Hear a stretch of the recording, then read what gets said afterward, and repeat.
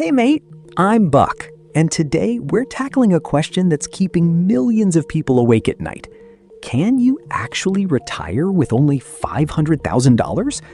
Because depending on who you ask, $500,000 is either a fortune or nowhere near enough. Some people say you'll run out of money in a few years. Others claim you can retire comfortably and never worry again. So who's right? Well, the answer might surprise you.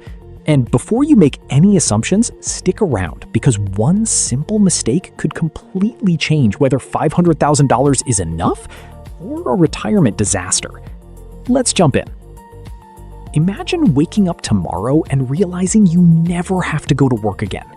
No alarm clock, no boss, no Monday mornings, just complete freedom. Sounds amazing, right? But then reality kicks in. You still need food, you still need a place to live, you still have bills. And that's where the retirement question becomes very real.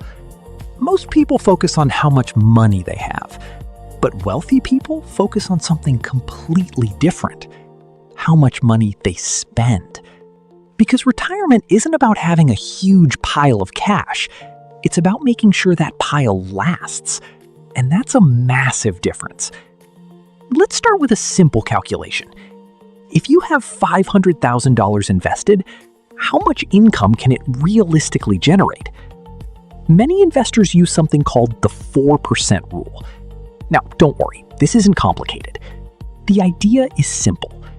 If you withdraw around 4% of your portfolio each year, your money has a reasonable chance of lasting for decades. So let's do the math. 4% of $500,000 is $20,000 per year. That's about $1,667 per month. Now here's the big question. Could you live on that? Take a second and think about it. For some people, the answer is absolutely not. For others, it might actually work.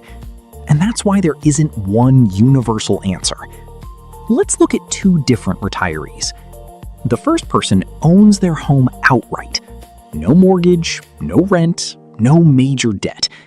They live a relatively simple lifestyle. They cook at home, travel occasionally, enjoy hobbies that don't cost much. For them, $20,000 per year plus government benefits or a small pension could be enough. Now, let's look at someone else. They still have a mortgage.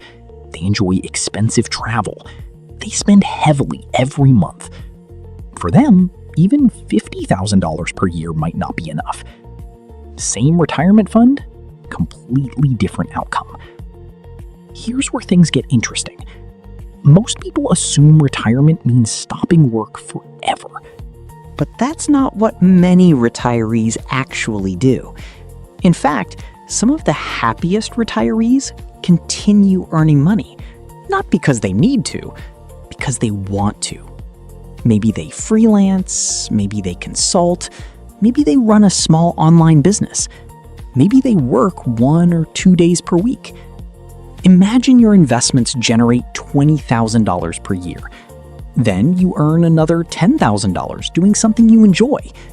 Suddenly, retirement looks very different. That's why retirement isn't always about replacing your entire salary. It's often about filling the gap. Now, let's talk about the biggest threat to your retirement. And it's not market crashes, it's not bad investments. It's inflation. Inflation is sneaky. You don't notice it day to day, but over time, it quietly eats away at your purchasing power. Think about this. What cost $100 a few years ago might cost $120 or even $130 today. Now imagine what happens over 20 or 30 years. That's why simply saving money isn't enough. Your money needs to grow, and that's where investing becomes so important. Many successful retirees keep their money invested even after retirement. That surprises a lot of people. They think retirement means selling everything and moving to cash. But retirement can last 20, 30 or even 40 years. That's a long time.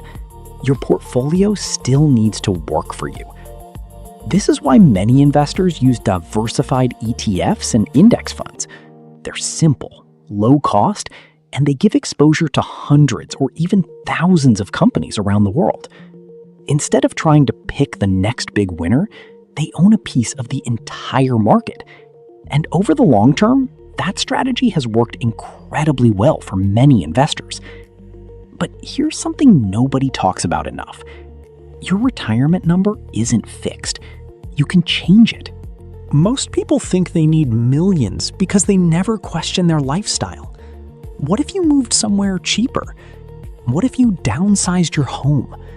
What if you reduced a few unnecessary expenses? Suddenly, your retirement target becomes much smaller and much more achievable. Financial freedom isn't always about earning more. Sometimes it's about needing less. That's a lesson many wealthy people understand surprisingly well. Now, I want you to imagine two futures. In the first future, you wait. You keep saying you'll start investing next year. You keep putting it off. Years pass, and eventually retirement arrives whether you're ready or not. In the second future, you start today, even small amounts. You invest consistently. You let compound growth do its thing. Nothing exciting happens at first. Then, one day, you look back and realize your money has been working harder than you have. Which future sounds better? Because those small decisions today create enormous differences later. So, can you retire with only $500,000? The honest answer is yes. For some people, absolutely. For others, probably not. It depends on your expenses, your lifestyle, your location, your health, and whether you're willing to let your investments continue working for you.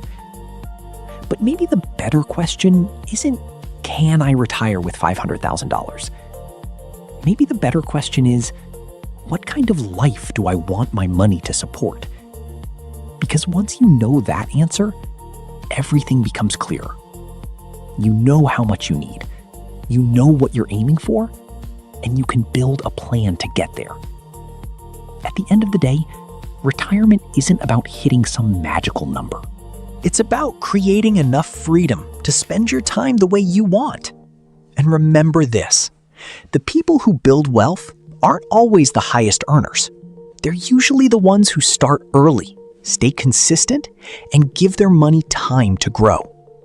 I'm Buck, and if you found this useful, stick around. Because understanding money isn't about becoming rich overnight. It's about giving yourself more choices in the future. And that's something worth investing in.